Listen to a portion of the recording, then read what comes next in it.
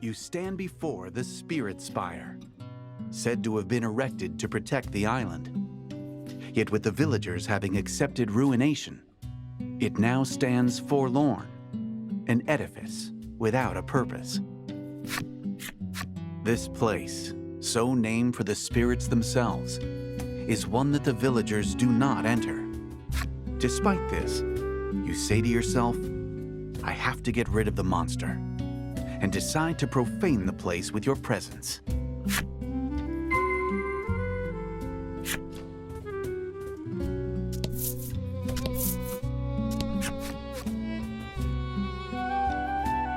There are some words etched into the door, but they are weathered and difficult to read. Worried though you are about whatever the words might say, you nonetheless try pushing the handle. With some protest, the door groans open.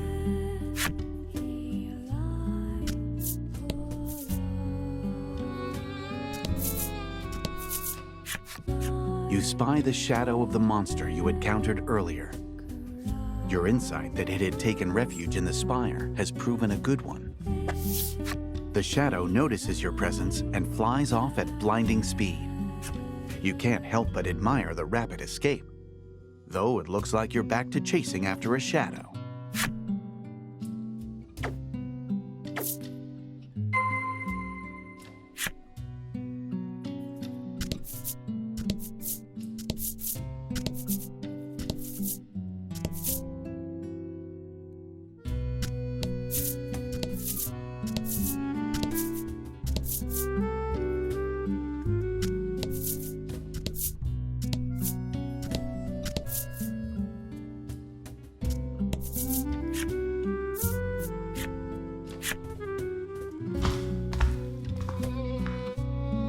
You survey your surroundings, relying on the shafts of sunlight filtering in through the windows.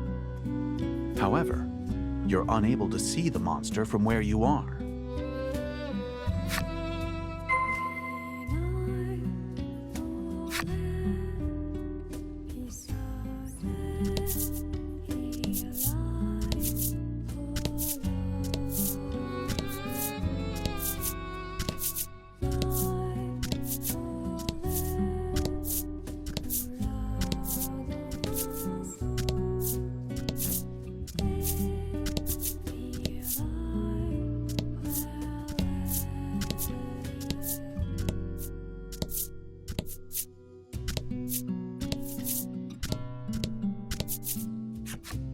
In the back of the large hall, there is an altar, which evinces a sense of deep mystery. The altar is wrought of a strange kind of stone, its surface polished smooth. It looks as though it's meant for use in some important ritual. You approach the altar to check that there are no places for monsters to hide themselves away inside it.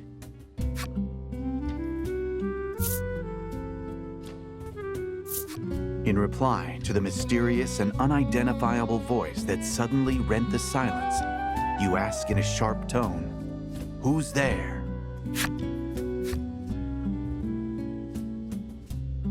You strain your ears, trying to make out the broken snippets of words echoing off the chamber walls. After speaking a word that rings familiar to your ears, "Laddie," the voice becomes impossible to hear. It cannot be. Could you truly have heard the voice of the spirit from the Maiden's myth passed down on the island? All signs of the monster you were in pursuit of seem to have vanished. For the time being, you decide to return to the village and report your success.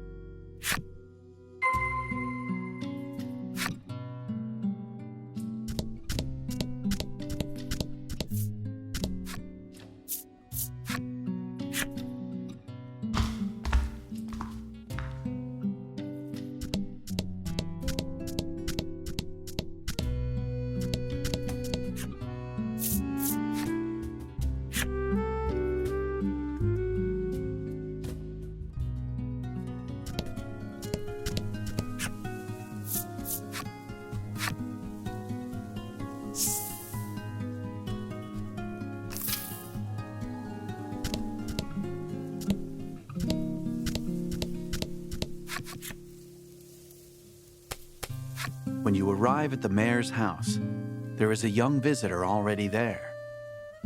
She looks to be making an impassioned request of Grieth. In a wearied voice, Grieth replies, "There is no longer any maiden in our village." Admonished, the girl leaves the house with disappointment written across her expression. You inform the mayor that you've taken care of the monsters around town. As thanks for completing the job, the mayor hands you a basket of fruit. Oh, good, you think to yourself. Another day, another basket of fruit.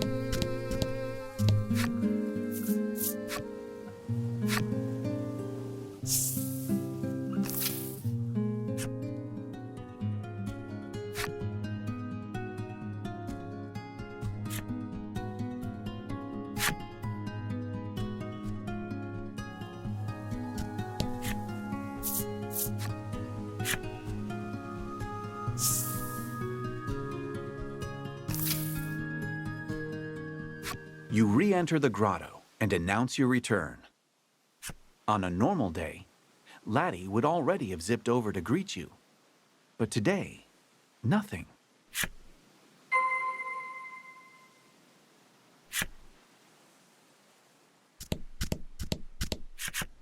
You walk over to Laddie and discover that she is sound asleep. Life in the grotto is not one of creature comforts. Rather, a fair few inconveniences. You've tried several times to bring Laddie to the village, but she was adamantly opposed on every occasion. You sometimes catch glimpses of her face while she sleeps. Always it is contorted in anguish, as though she is in the throes of a terrible nightmare.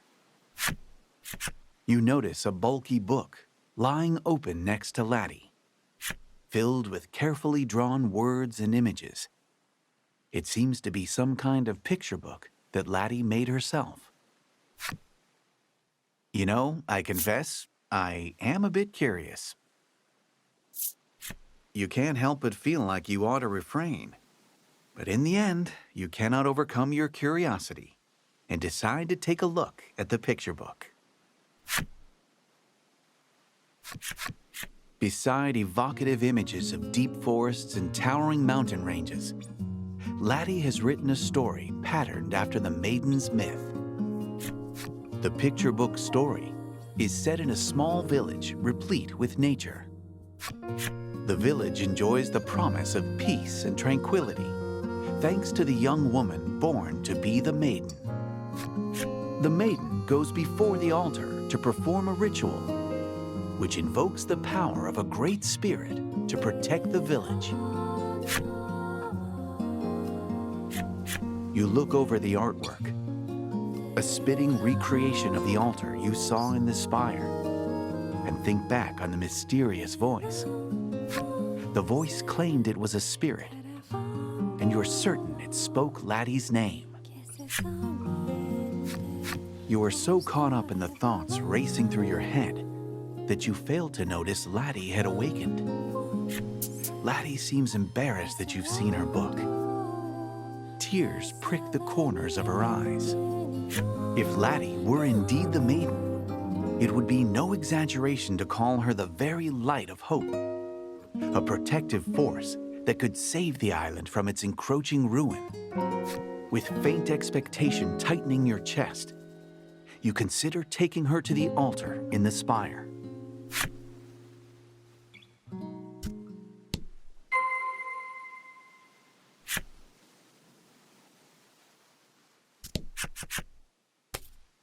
You've given Laddie some of the fruit you brought back.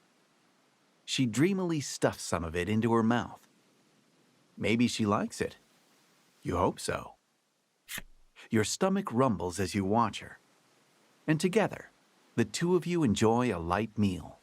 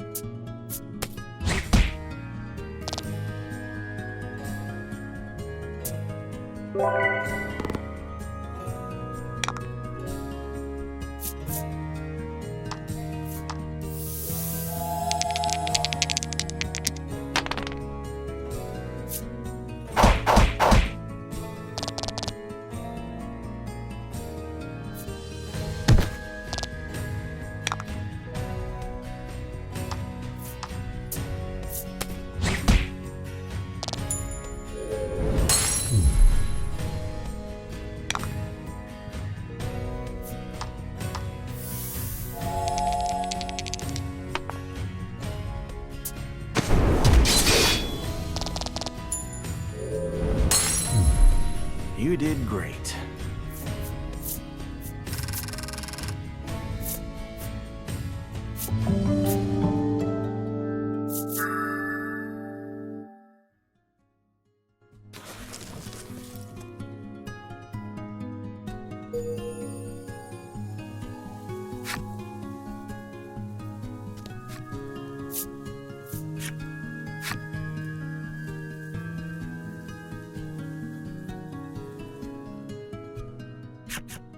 You take Laddie with you and return to the Spire. As you approach the entrance of the Spire, the staff that Laddie clutches close begins to emit a faint light.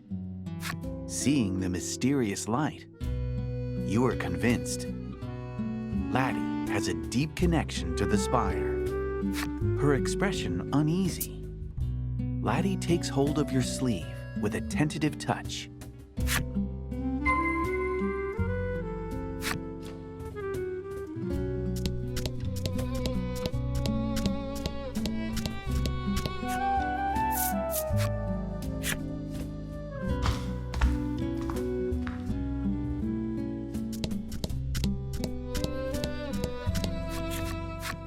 You stand before the altar once more, bathed in an air of mysticism.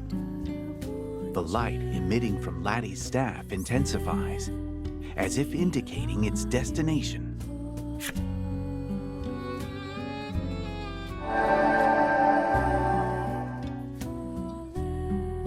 In response to the enigmatic voice, Laddie's staff exudes a dazzling light.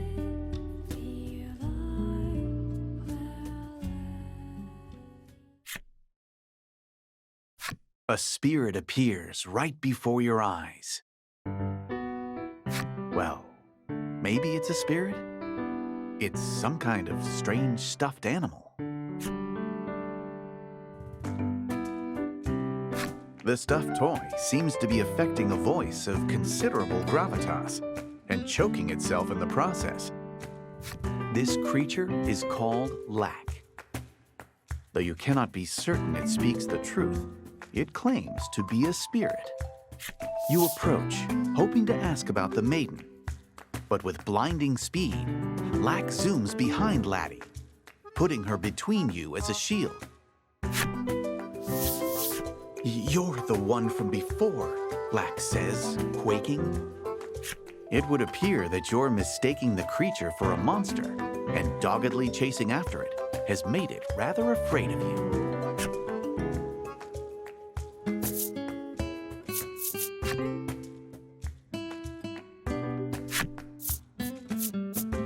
You hold out an offer of reconciliation, and Lack takes it and immediately starts munching away. Between bites, it says, "You've got some good taste there." You're not really sure if the make good worked out, but in any event, Lack looks willing to listen to you now.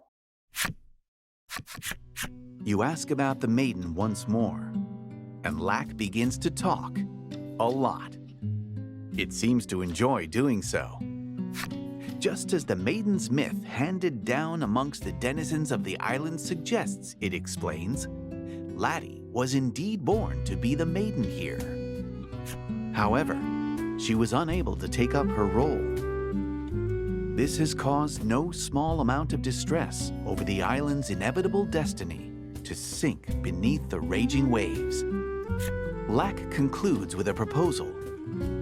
How's about you go and meet with the other maidens and fetch the maiden's relics? As you had hoped, Laddie appears to be the key to the island's salvation.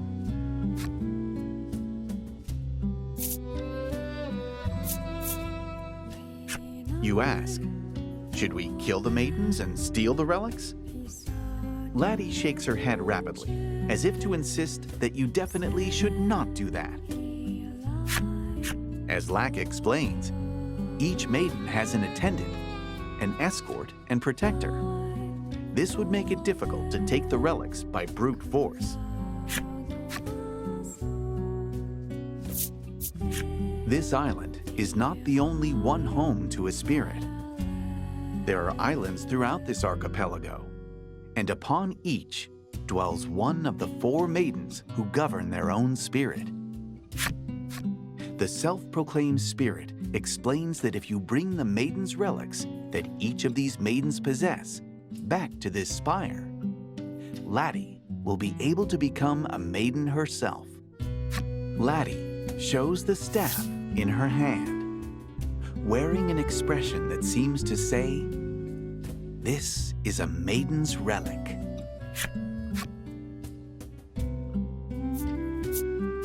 If Laddie becomes a maiden and performs the maiden's ritual at the altar, the island can be saved.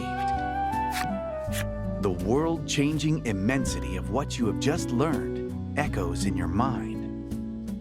It takes you a little while to fully digest it, but it does just so happen you've been readying a seaworthy vessel for your own purposes. You accept Lack's proposal to help Laddie become a maiden.